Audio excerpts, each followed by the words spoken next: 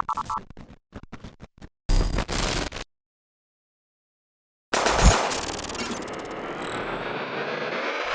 right, guys, welcome to episode 5. Start right into the news. Richie Martinez got a fine for going out to his academy. He was going to teach a Zoom class in his school, and the cops got him, hit him with a fine. He had to go home and teach it from his living room. What do you think, Jake? 5-0's giving out fines. It's crazy. This is going to be the new reality we live in. And, man, I'm not an expert. I'm really not that smart about this at all. I know we should be wearing our face masks, but here's what I think about it.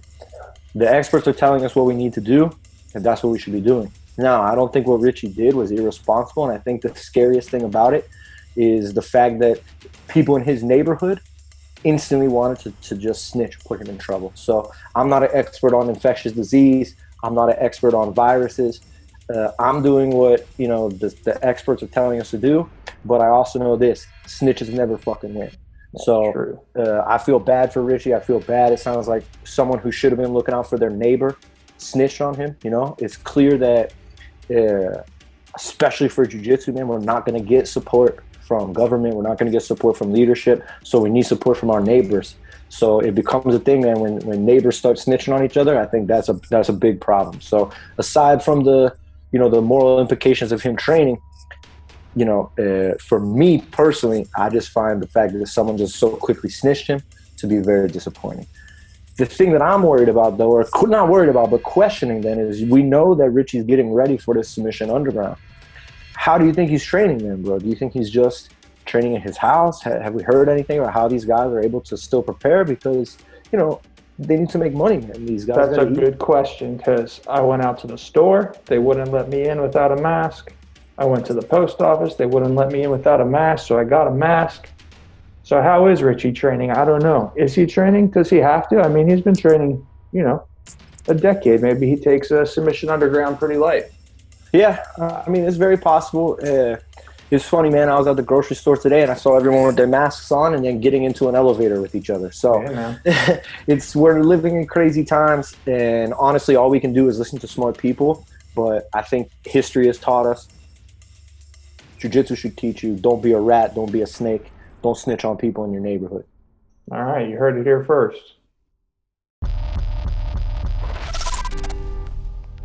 Hi everybody, it's Marie bringing you this week's top 5, and we are going to talk about jiu-jitsu rivalries. We're going to talk about people fighting each other, and then sometimes fighting about their fights. Let's go. All right, first one, number 5. It's 2015. Gary Tonin and Dylan Danis meet for the first time at ADCC.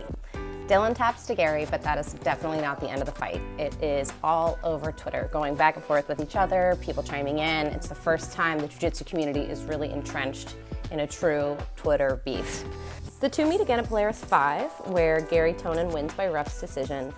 And you guessed it, same thing happens, Twitter explodes. Coach Marcelo Garcia is not happy about this. He asks Dylan and a couple of the other guys to leave the Marcelo Garcia affiliation, and the rest is history. In April 2019, Gary Tonin won an MMA fight in Japan. Dylan Danis got back on Twitter, his favorite place, and said he can't wait until the two of them see each other in the ring. So I'm sure the story is not over. Okay, number 4, we have Valid Ismail versus the entire Gracie family. The entire Gracie family. He first beats Half by ref's decision. He goes on to beat Henzo in 1993, and he calls out Hickson, and he calls out Hoyce. He also gives himself the nickname, the Gracie Killer. Rap horns. In 1998, he meets Hoyce in a no points, no time limit sub-only match, where he chokes Hoyce to sleep about 4.5 minutes in. After that, the fight is in the streets, and BJJ lore dictates that these two went at it gang style, jumping each other, the whole 9. So then he challenges Hyan Gracie to a MMA fight, and Hyan goes to jail, and the fight never happens. Valid stays really active in MMA. Clearly, we know who the Gracies are still. And in 2019, Valid calls Henzo a chicken because Henzo tells Dana White the reason why they didn't fight is because Willie chickened out. Willie doesn't like that. And the fight is very much still alive to this day. Number 3, it's Eddie Bravo versus Royler Gracie. Eddie Bravo and Royler Gracie met at the 2003 ADCC tournament, and Eddie taps Royler to the triangle choke. This win really propels the 10th Planet brand and Eddie Bravo into their no-gi stardom. The win also really inspires millions of arguments all around the world about whether the 10th Planet system or Gracie Jiu-Jitsu is better, and gi versus no-gi, a tale as old as time. They meet again at Metamoris 3. It was a draw, but upon rewatching, it looks like Eddie Bravo won. Gi versus no-gi, you tell me the fight is still active. Okay, number 2, we have our pal Rodolfo Vieira versus Marcus Almeida, aka Buchecha. These two fight many times between 2011 and 2014. They fight in their brackets, they fight in the absolute divisions. They're just at the top of the game. In 2011, Rodolfo taps Buchecha to the armbar, which is crazy because I'm pretty sure it's the only time that Buchecha has ever been armbarred in black belt competition. And for someone that fights a lot, it's kind of cool. They see each other again at the 2012 Worlds and they end up in the absolutes together. Buchecha wins that one 8-7. And if you don't know the fight that I'm talking about, stop this video right now and go check it out. It's regarded as one of the best, greatest jiu-jitsu matches of all time. It's beautiful, definitely worth a watch. Buchecha in their rivalry has the most wins. They fought for the last time at Worlds in 2014 and Buchecha won by 2 points. Okay guys, last but not least, number 1. Our number 1 jiu-jitsu rivalry is Rafa Mendes and Cobrinha. These two saw each other in battle 14 different times from 2008 to 2015, so this is a long-lasting rivalry. Most of these fights were very close, winning by ref's decision or advantage, but if you look at the official breakdown, Rafa takes home 9 of those wins, Cobrinha has 4, and there was a single draw. Like I said, these matches were super close for the most part, but there are a couple standouts. In 2012 at Pan Am's, Rafa Mendes subs Cobrinha, and in 2015 at Worlds, Rafa wins 6-0. This is really cool because it also represents a change in the guard in Jiu-Jitsu. Cobrinha is 10 years Rafa's senior and still super active. He still competes to this day. He's always a fun one to watch. Yeah, that's our number 1. You got to check out these matches. And if you disagree with me on anything that I said, feel free to let me know and we will have a rivalry. We will have a rivalry and we will fight.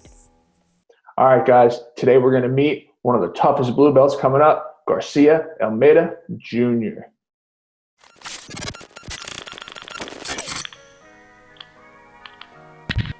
Hi, my name is Garcia Alberto de Almeida. Everybody knows me by Junior. I'm a GFT Maryland blue belt. I'm the professor at Teja Rafael and Denilson Pimenta. My main accomplishments are I'm ranked top 5 in IBJJF ranking, a blue belt.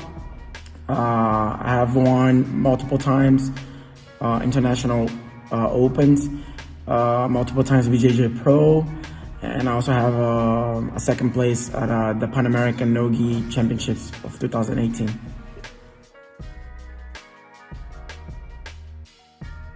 I would definitely describe myself as a guard player. I love guard. In guard, we trust.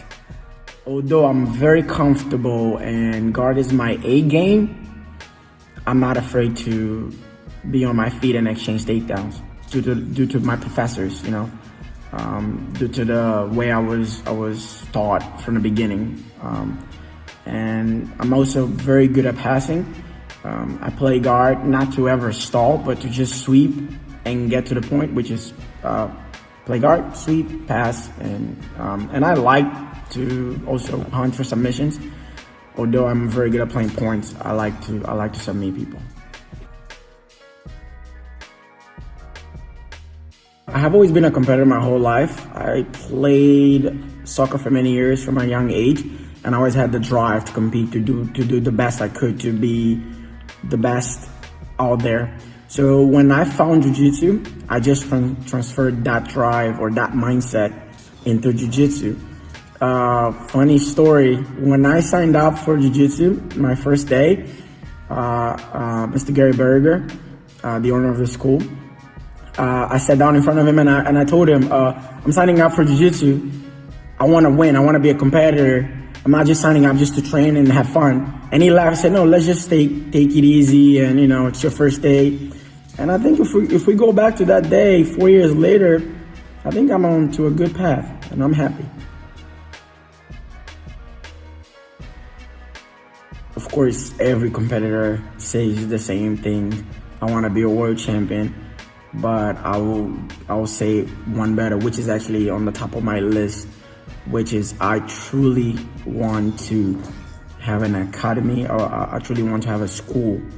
I truly want to give back. So I don't just want to have a school for business, for the benefit of having a business or something into my name, but I also want to help as much as possible.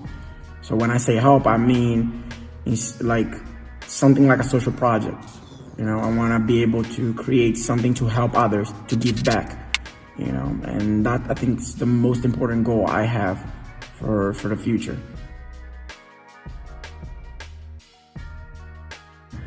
First and foremost, I want to say thank you to God. I'm healthy, I have a good life, and I'm happy with that. Secondly, I want to say thank you to Break New Ground, my sponsor. It's fresh brand. It's owned by Luis Cantos, an awesome guy, man. I'm so happy I'm sponsored by such a good individual, such a good individual, as in he's a great person. So that makes me truly happy to be sponsored by him. I want to say thank you to my teammates, everybody that helps me, my professors, all the black belts that helped me. And not forgetting, I want to say thank you to my baby, Christina Barlan. I don't know, having her on my side has been wonderful, and I just wanted to put it out there. I wanted to say thank you, and I love her. I love you. I love you, Christina. Thanks, Junior, for coming on. Jake, what you think, man? Man, if you've competed on the East Coast, you've been seeing this kid compete, coach, run around. He's like nonstop energy, nonstop good vibes. So I wish the best for him, man. I appreciate him coming on. Andy couldn't be here today. He's got a little bit of a cough, but I'm going to take you through MMA. So I got one story for you today, and Dylan Dennis is back in the news. My bad, wrong picture.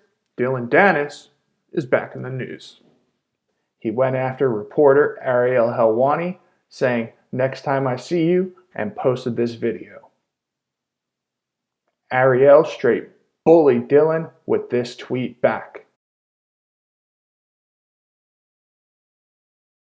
Dylan takes another internet L and remains the biggest clown in the game. Also, UFC 249 looks to be set in Florida with a monster card. Tune in next week, and Andy's going to do a full breakdown. Thanks for watching, and enjoy the rest of the show. Yo, this week Anthony's taking it to the streets for his match review. All right, here we go. Why are there so many children? This has to be Florida. I love how the street fighters in a wife beater and the MMA fighters in spandex. Street fighter gets a takedown right in the close guard. Little butterfly sweep from the MMA fighter? Nope. But he's got that neck, and he probably ain't gonna let it go because he saw it once in the UFC. Great coaching from the side. I love it. Still going on that. Oh, he's got a little flower sweep. Can't get that. So that's two sweeps he's fucked up. Double ankles, brings it overhead.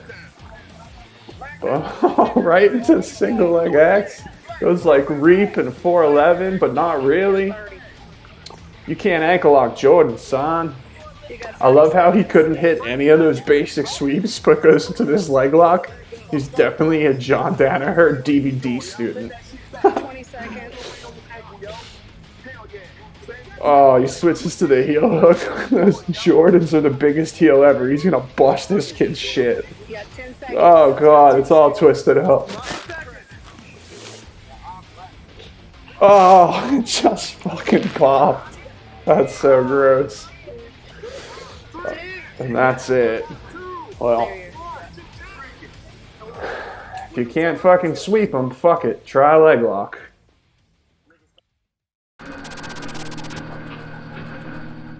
This week we're going to dispel some rumors and get to some truth about the black belt. A lot of rumors exist about the black belt. One of the most popular and ridiculous is that the belt started as white, and as you worked and your sweat and your blood and your hard work, it ended up turning black. That's not the origin, and though it's fun to believe in magic, it's important to wash your fucking belt. The true history of the Jiu-Jitsu black belt, like many things in Jiu-Jitsu, starts with Judo. Jigoro Kano, the founder of Judo, introduced the black belt.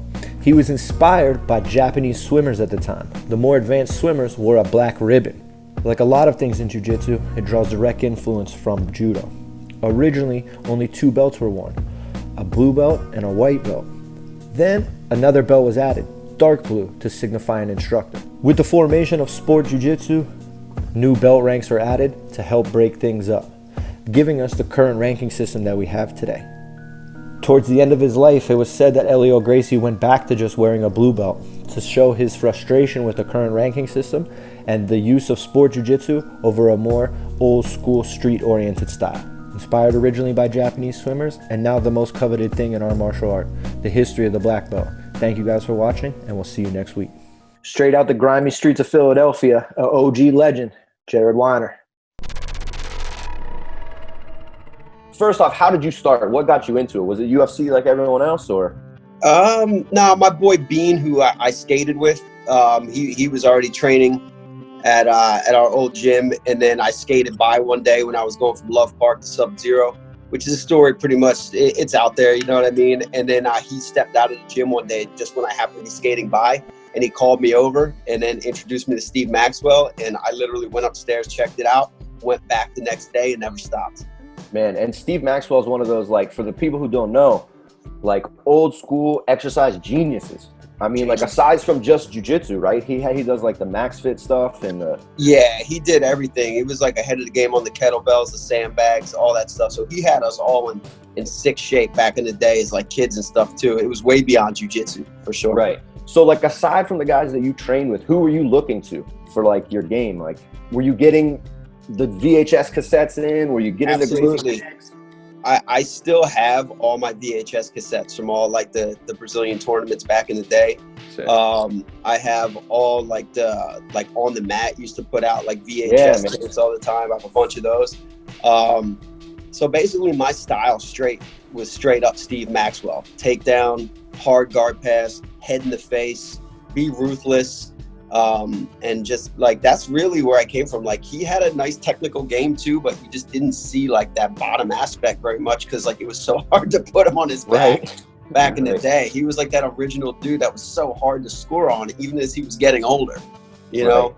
So that's kind of where I picked that style up from. And you know, and we were going to Brazil by like 98, 99. So we were there like starting to train with guys and stuff and seeing different aspects of the game. So that's definitely what you know, I'd give it all the credit to Steve Maxwell's just grinding style, wrestling, grinding, mean, you know, there to fight.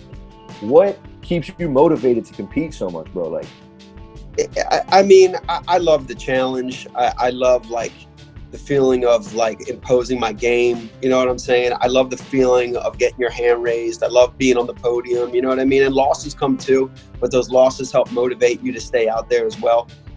The drive isn't as strong as it used to be. Don't get me wrong. More selective now on what I want to compete in and this and that, you know, because it becomes expensive too. You know what I mean? You're doing these tournaments, running around. You got other responsibilities and stuff now. But like, I don't know, just the challenge and just the fun. You know, it's something like, I don't care how old I am or how old I become. I still want to get out there and challenge myself, you know. And I believe this, and I've never had that pressure of like the students like judging you for a win or a loss, because it's like guys worry about that. Like if you lose, your students are going to leave you. That shit never existed here. you know. So it's fun. The best part is the preparation, training with the guys, training with the team, being a part of the preparation with your crew, then all getting out there together that's got to be the best thing. And so your school's been there a long time. You're pretty much the school in Philly. Who you got from your school that everyone should be looking out for? I know Nick is like a beast, man. I actually had the pleasure of rolling with him. Everybody knows Nick Calvinese. They know Billy Walk. They know Basketball Mike. We got so many newer guys coming up, like Dirty Nate Twer. We call him the Dirt.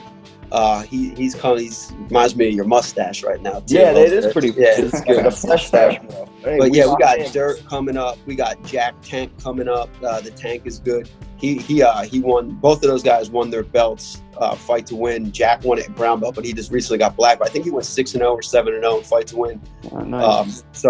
We got a bunch of dudes coming up. You'll see. As soon as we get through this quarantine nonsense, which is not nonsense, it's necessary. No, it is necessary. But I feel you. Still, as soon as we get through it, you're going to see these boys back at it. So then, talking about athletes, bro, can't talk to you without talking about JT. What's your connection, man? Because I mean, like I said, a lot of guys don't really know. We know who JT is, you know. But if you guys see him at Fight to Win in Philly, Jared's sitting in his corner. You know what I mean? And JT's always repping your crew, the TAC crew. You know what I mean? The TAC team. Tell us a little bit about that. Tell us a little bit about JT. So JT started training with me when he was a brown belt. He would come up to our school from North Jersey. He'd drive sometimes like 3-4 times a week with his father, you know, like 2-3 hour drive each way just to get some hard training in. Cause like during that time we were probably, he was looking for something specific back then and we had it, what he was looking for, that more competition oriented, harder rounds. So it was a natural progression, you know, and he switched over to me as a brown belt. And then, it took off, all of us together. We took off together. And then I promoted him to black belt along with Jay Hayes the same day in 2009. And then we've had that tight relationship ever since. Team-wise, we've all gone like separate ways a little bit, but family-wise, we never went separate ways. Yeah. So like he's still representing Atos. I'm doing my thing with tag team jiu-jitsu, but we're still all one. We train together, we stick together, at least me and JT and our teams for sure. We have that tight bond that I don't think's ever really going to be cracked. You know, it's way deeper than just a team name. You know what I'm saying? Yeah, for sure. And that name comes from the Thursday afternoon crew, right? That was like Thursday afternoon crew. Get together on Thursdays and just smash on each other. Yep, we'd smash on each other. You know, we had a sick crew, and that's where the name came from. And so, look, if you guys are ever around Philly, you guys got to go check out Jared's school, BJJ United. There's no easy rounds there, man. I brought my crew out one time, and we all left like, whoo. Thank you. I appreciate that. It's not even going crazy. It's not even going super hard. It's just the pressure. It's the pressure. And you know what I mean? Like once you can overcome that pressure, it's going to help your cardio and help your strength conditioning. And then you just adapt to it. That's all it is. Yeah. You know what I mean? It's guys that just keep coming and don't take any rounds off. And they're not sideline stalking. And we're just out there having fun, whether you're a competitor or not. Now, especially like we were talking, you can't even, the idea of a street fight is like hilarious to me. Yeah. You know, like people have asked like, hey, have you ever used your jiu-jitsu in the street? And like, no, man, because you're just going to go to jail. So the last one that actually happened at our school was in 2008. So in my current location, I had a dude like who kept coming in disturbing my school like 2-3 days in a row. He was obviously there was something wrong with him. Right. He kept coming in, wanting to get on the mat. And finally, like one day, it was in the middle of class. He came in and disturbed it. And I was like, you know what? I have this motherfucker sign a waiver. I'm tired of it. Like this dude just wants to fight. So I'm like, let's just get this done with. And he was fresh out of the penitentiary from Florida, he said. And one of my students wanted to fight him. I was like, no, I'm not going to put you in risk. This dude was huge, big jack dude. So I was like, fuck it, let's go. You know what I'm saying? So I put the dude on the mat. We fist fought. I knocked his tooth out with a knee. Same situation. The intercepting knee, yeah. But and he kind of wanted to stop after the knee. But I was so enraged that this dude came into my school disturbing it. The fight kept going, and the fight spilled into the front lobby. It spilled into the front of the school, into the street, and then he chased me back in with a knife. So I ran up my office and I chased him back out with something else. And then the police ended up coming. Somebody called the police. Right. So someone freaked out.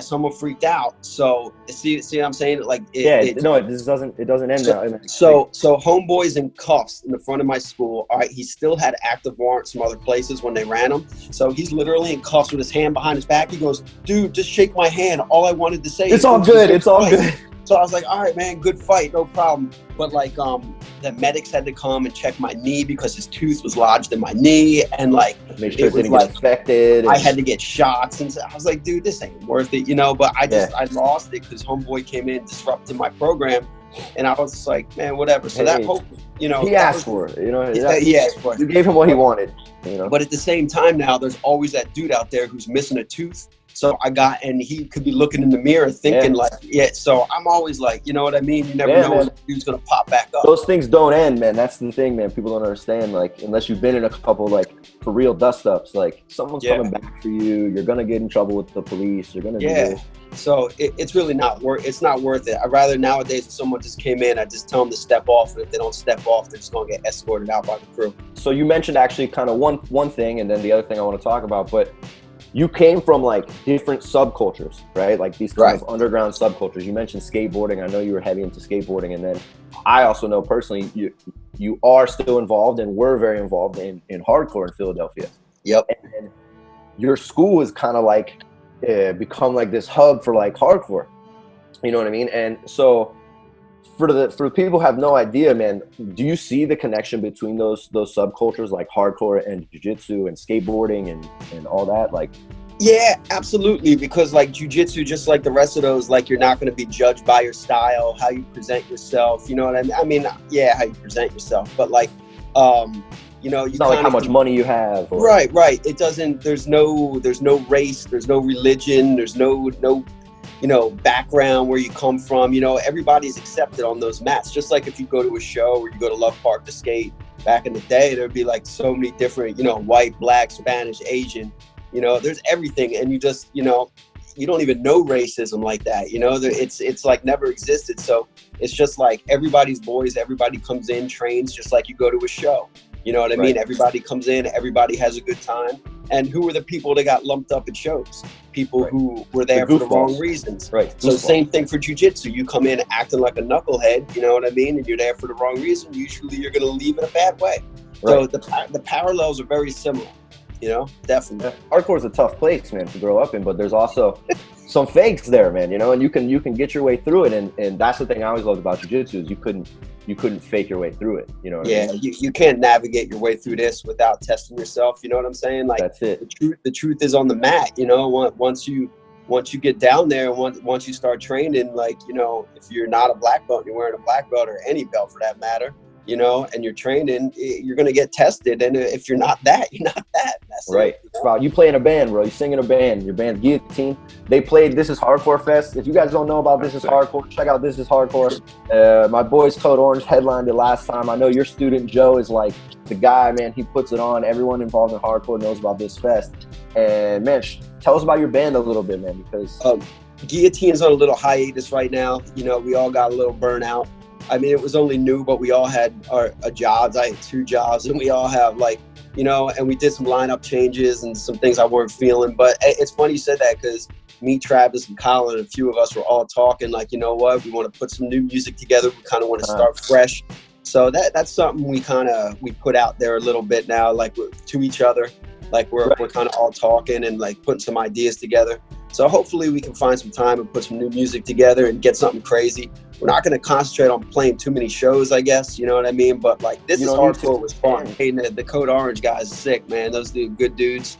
And their new record is very hard, very different. And if people want a different flavor, they need to check it out, man. It's very good. And man, they're legit at jiu-jitsu, man. I promise that. They're legit jiu-jitsu guys. They're not joking around. They're not doing the easy celebrity rounds. Nah.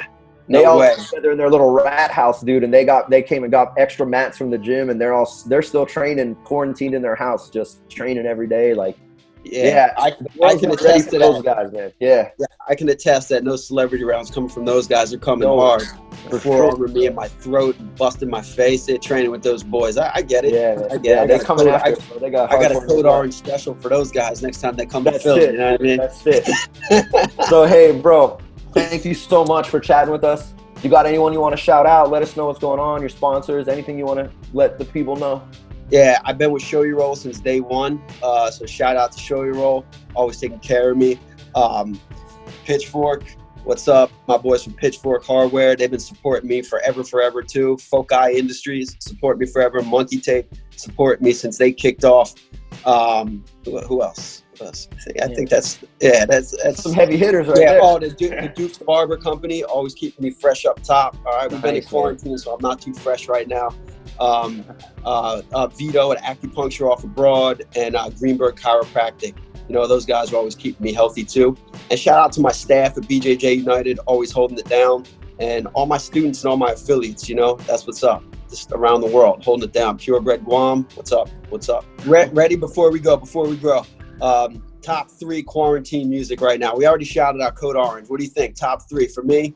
We got to go Madball. We got to go Wisdom in Chains, bro. And we got to go. I'm hard on Crown of Thorns right now. Oh, you're going Crown of Thorns, Trademark Blues John right there. Yeah, dude, the juggernaut, man. Because I watched I heard about Danny Diablo's beef on Twitter with this kid. This beef. I saw that. And, this kid doesn't know, dude. Like he can't go to New York City no more, man. People don't know he's like Lord Ezek runs it, man. That is his city, bro. And so I've been heavy on that, like pretending that dude's my friend, like listening to Crown of Thorns, Starhead, mentally Crown vexed. of Thorns. Like, I love Crown of Thorns. Oh, all right, man, so good. So Madball, Wisdom, we go a little Crown of Thorns, and I've been big on Killing Time right now. I've been went back on Killing Time. So I actually have the Raw Dio demo on vinyl, bro. That's a classic.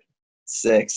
All right, we gotta keep these people informed. That's what's up, man. Go listen to Crown of Thorns. Big respect, Danny Diablo, man. I need Danny on the show, bro. All right, I'll see you guys. See you. Thank you, Jared. All right, peace.